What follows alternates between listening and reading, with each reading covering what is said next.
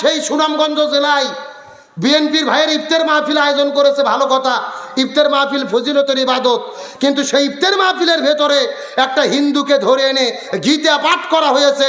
জোরে বলেন সুবহানাল্লাহ। কি জোরে করেন নাউজুবিল্লাহ। আচ্ছা বলেন, ইফতার মাহফিল একটা ধর্মীয় অনুষ্ঠান, এখানে হিন্দুদের গীতা পাঠ করা যাবে কি? আরে ভাই, হিন্দুরা গীতা পাঠ করুক, হরে কৃষ্ণ বলুক, ওটা ওদের অনুষ্ঠানে পুজোতে বলবে, আমাদের কোনো আপত্তি নাই। আল্লাহর কোরআন বলছেন লাকুম দিনুকুম ওয়ালিয়া দিন, যার ধর্ম সে পালন করবে। কিন্তু আপনারা মুসলমান হয়ে 2-4টা ভোট পাওয়ার ধান্দায়, তাদের কাছে রাখার ধান্দায় ইফতার মাহফিলে যারা গীতা পাঠ করেছে এরা নিঃসন্দেহে ধর্মকে অপমান করেছে, এদের তওবা করে জাতির কাছে ক্ষমা চাইতে হবে। আজকে বাংলাদেশের তথাকথিত মুফতিদেরকে বলি, নির্বাচনের আগে যারা ফতুয়া দেয় অমুক হুজুরদের ভোট দেওয়া যাবে না, ইসলামী দলকে ভোট দেওয়া হারাম, এই মুফতিদের বলতে চাই, এখন আপনারা কোথায়, মুখে কুলুপ দিয়ে কেন বসে আছেন? কথা কন না গা। ইফতারে গীতা পাঠ হলে এদের ফতুয়া নাই, এদের ব্যাপারে কথা নাই। ইসলামী দলের বিরুদ্ধে ফতুয়া দিয়ে দলে বিদলে বিভক্ত করে দেয়, এরাই হলো জাতির চূড়ান্ত দুশ্মন। ইসলামী একতায় যারা ভেঙে দেয় এরা জাতির বন্ধু নয়, এরা শত্রু। ভুল ত্রুটি সবার ভেতরে থাকে, সমালোচনা করেন, তাদের পাশে নিয়ে বসেন, তা না করে আপনি তলে তলে ইসলাম বিরোধী শক্তির সঙ্গে হাত মিলাবেন, এটা মুনাফিকি ছাড়া কিছু হতে পারে না। তাহলে বলেন, ইফতারে কি গীতা পাঠ করা যাবে? আরে ভাই, ওদের পছন্দই তো গীতা, কোরআন পছন্দ না। গতকালকে তার প্রমাণ, ঢাকা বিশ্ববিদ্যালয়ে এক ছাত্রদল নেতা হামিম, যিনি প্রায় 1-1.5 ছাত্রদেরকে নিয়ে কোরআন তেলাওয়াতের প্রতিযোগিতা দিয়েছে, কোরআন তেলাওয়াত করার পরে ইফতার করাইছে, খুবই ভালো করে একটা ইফতার মাহফিল হয়েছে। রাতের বেলা তাকে শোকজ করা হলো, কেন কোরআন তেলাওয়াতের প্রতিযোগিতা হলো, কেন তুমি ইফতার মাহফিল করলা, তোমাকে জবাব দিতে হবে। আপনাদের প্রশ্ন করি, ইফতার করানো কি অপরাধ? কোরআন তেলাওয়াতের প্রতিযোগিতা অনুষ্ঠান করা কি অপরাধ? যে অনুষ্ঠানের প্রধান অতিথি ছিলেন ডক্টর ইনায়েতুল্লাহ আব্বাসী, তিনি উপস্থিত হয়ে দোয়া করেছেন, বক্তব্য দিয়েছেন, তাকে শোকজ করা হলো। হামিম বলেছে আমি জবাব দেব না, প্রয়োজন আমার দলের পথ যাবে যাক। পরিষ্কার করে বলতে চাই, যেই দল করলে ইফতার করাতে গেলে, কোরআন তেলাওয়াত করাতে গেলে জবাব দিতে হয়, প্রশ্নের সম্মুখীন হতে হয়, এমন দল করা মুসলমানের জন্য কখনো জায়েজ হতে পারে না। আরে ভাই, দল করব তাই বলে কি শরীয়তের বিধান মানবো না? কোরআনকে সম্মান করব না? ইফতারকে মহব্বত করব না? তাহলে ইফতার করাতে গেলে, কোরআন তেলাওয়াতের প্রতিযোগিতা করতে গেলে জবাব দিতে হবে, শোকজ করা হবে, এটা মুসলমানের দেশে লজ্জা ছাড়া কিছু হতে পারে না।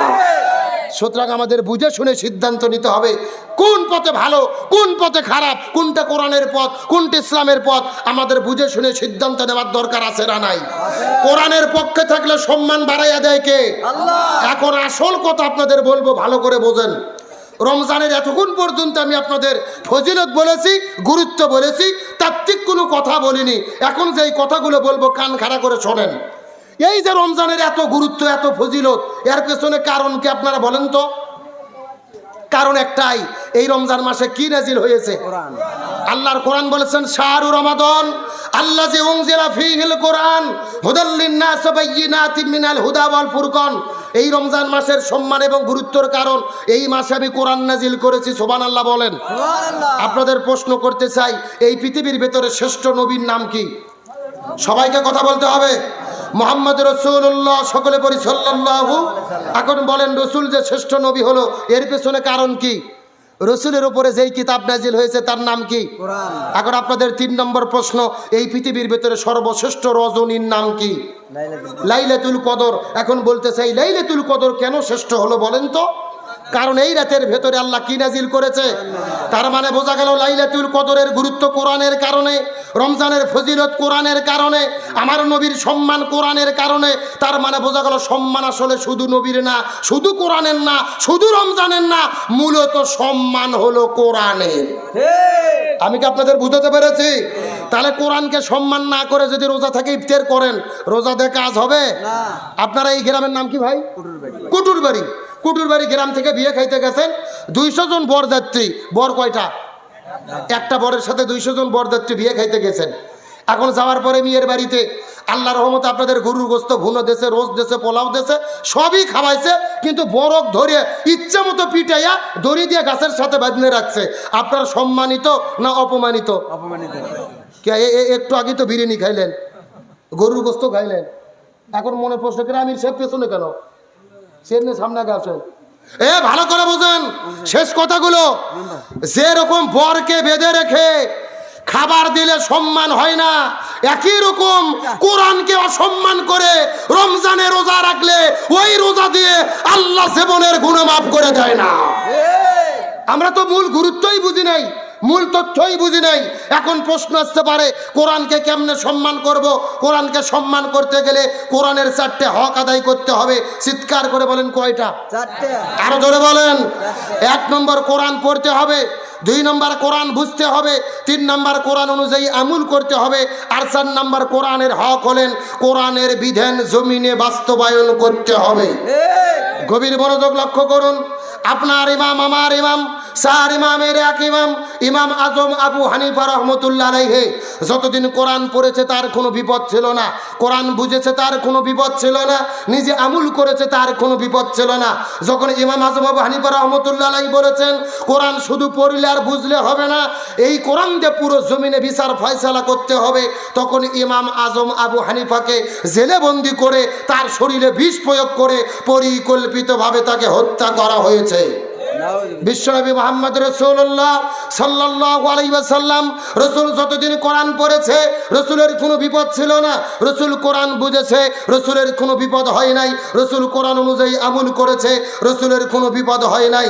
যখনই রাসূল বলেছেন জমিন যার আইন চলবে তার, আল কোরআনের আইন চাই, শতলোকের শাসন চাই, তখনই আমাদের নবীজিকে জেলে বন্দি করেছে, উহুদের ময়দানে দন্দন মোবারক শহীদ করেছে, তায়েফের ময়দানে রক্ত ঝরিয়েছে। 1 নয় 2 নয়, আমাদের নবীজিকে 27 বার হত্যার টার্গেটের শিকার করা হয়েছে। ঠিক আছে আসছে বলেন কেন? জোরে বলেন। ঠিক। তার মানে বোঝা গেল কোরআনের 4টে হকের ভেতরে প্রথম 3টে হক আদায় করলে কোনো বিপদ হয় না, কিন্তু 4 নম্বর হক আদায় করতে গেলে বিপদে পড়তে হয়। এই বাংলাদেশের দিকে লক্ষ্য করে দেখেন, কোরআনের পাখি শহীদ আল্লামা দেলওয়ার হোসেন সাইদি রহিমাহুল্লাহ, আল্লামা সাইদি যতদিন কোরআন পড়েছে তার কোনো বিপদ ছিল না, কোরআন বুঝেছে তার কোনো বিপদ ছিল না, কোরআন অনুযায়ী তিনি আমল করেছে তার কোনো বিপদ ছিল না। কিন্তু আল্লামা সাইদি যখনই বলেছেন জমিন যার আইন চলবে তার, আল কোরআনের আইন চাই, শতলোকের শাসন চাই, এই কোরআন শুধু তাফসীর করলে হবে না, এই কোরআন শুধু ওয়াজ করলে হবে না, এই কোরআন দিয়ে শুধু তাবিজ করলে হবে না, এই কোরআন দিয়ে বাংলাদেশের পার্লামেন্ট চালাতে হবে, তখনই আল্লামা সাইদিকে জেলে বন্দি করে তার শরীরে বিষ প্রয়োগ করে পরিকল্পিতভাবে তাকে হত্যা করা হয়েছে।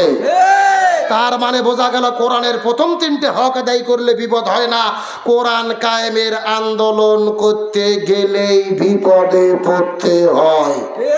এখন আমি আপনাদের জিজ্ঞেস করতে চাই, এ কুটুরবাড়ি রাজাপুরের মুসলমান, এই রমজান মাসের আলোচনা শোনার পরে আমরা কি কোরআনের 4টে হক আদায় করতে রাজি আছি? জোরে বলেন রাজি আছি। তাহলে আজকের প্রোগ্রাম থেকে শপথ গ্রহণ করব, কোরআন পড়ব, কোরআন বুঝবো, কোরআন দিয়ে জীবন গড়ব। এই কোরআনের 4টে হক আদায় করতে গিয়ে প্রয়োজনে নিজেদের জীবনের সর্বোচ্চ বিলিয়ে দেব, তারপরে কোরআন ছাড়া হব না। কারা কারা রাজি আছেন? দুটি হাত আল্লাহকে দূরে দেখায়া দেন।